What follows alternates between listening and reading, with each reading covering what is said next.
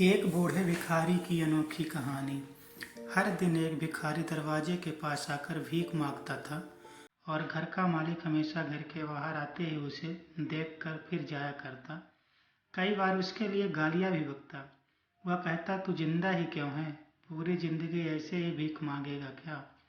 धरती का बोझ क्यों बना बैठा है? और कभी कभी उस भिखारी को गुस्से में वह धक्का भी मार दिया करता। इतना कुछ हो जाने के बावजूद भिखारी के मुख से सिर्फ यही निकलता कि भगवान तुम्हारे पापों को माफ करे। एक बार सेठ को धंधे में बड़ा नुकसान होने की खबर मिली।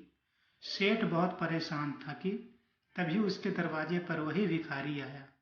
गुस्से में अपना आपा खोते हुए सेठ ने उस भिखारी को पत्थर दे मारा।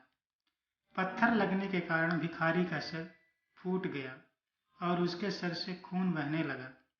फिर भी दर्द से कराहते हुए भिखारी ने इतना ही कहा, भगवान तुम्हारे पाप को माफ करे।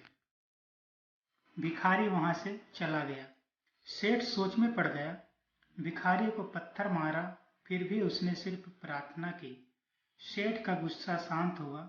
सेठ का मन शांत हुआ तो भिखारी का रहस्य जानने के लिए सेठ ने भिखारी का पीछा करना शुरू कर दिया।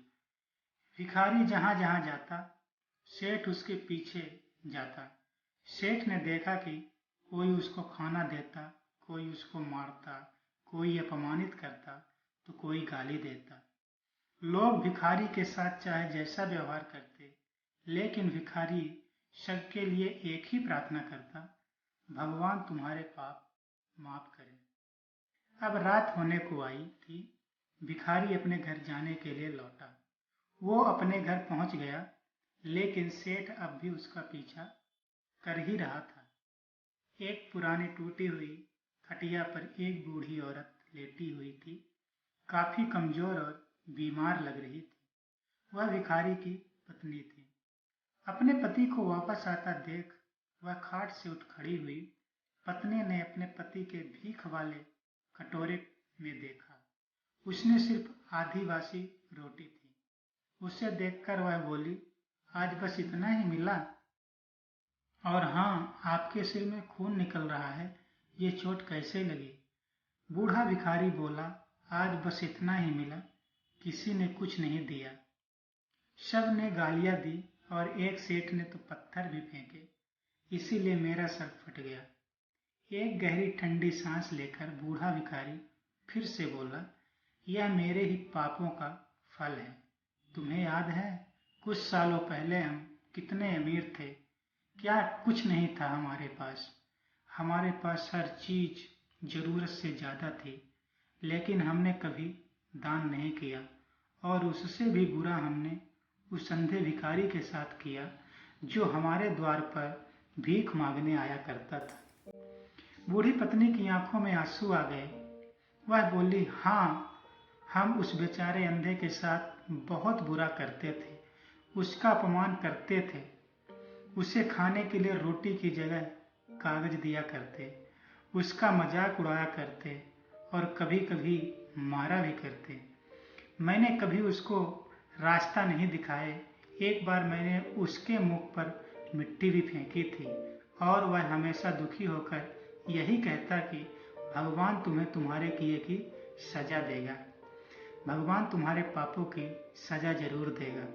उसका श्राप सच हुआ और हम इस दुख भरी जिंदगी में आ गए। भिखारी बोला, हाँ, उसका श्राप सच हुआ, इसीलिए मैं किसी को बद्दुआ नहीं देता।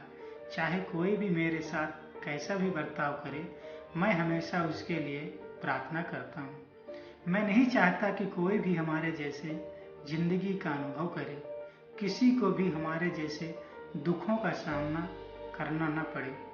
वो नहीं जानते कि वह कितना बड़ा पाप कर रहे हैं, इसीलिए अनजाने में हुए पाप की ऐसी सजा किसी को भी मिले तो मैं नहीं चाहता। सेठ वहीं पर छुपकर ये सारी बातें सुन रहा था।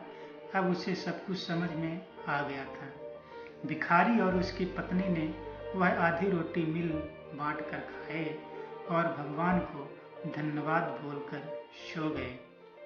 अगले दिन बड़ा भिखारी फिर भीख मांगने गया। सेठ के घर के पास जाते हैं और सेठ के पहले से गर्म रोटी उसके लिए निकाल कर रखी थी। उसे देते हुए सेठ विनम्रता से बोला, माफ़ कर दीजिए बाबा, उससे बहुत बड़ी गलती हो गई है। बूढ़ा भिखारी बोला, भगवान तेरा भला करे। इतना कहकर वह आगे निकल गया। इस कहानी से जो सीख लेने लायक है वह बड़ी ही सिंपल है कि आदमी चाहे किसी के बारे में बुरा कहे या भला करे, लेकिन भगवान सिर्फ कर्म के हिसाब से उसको फल देता है।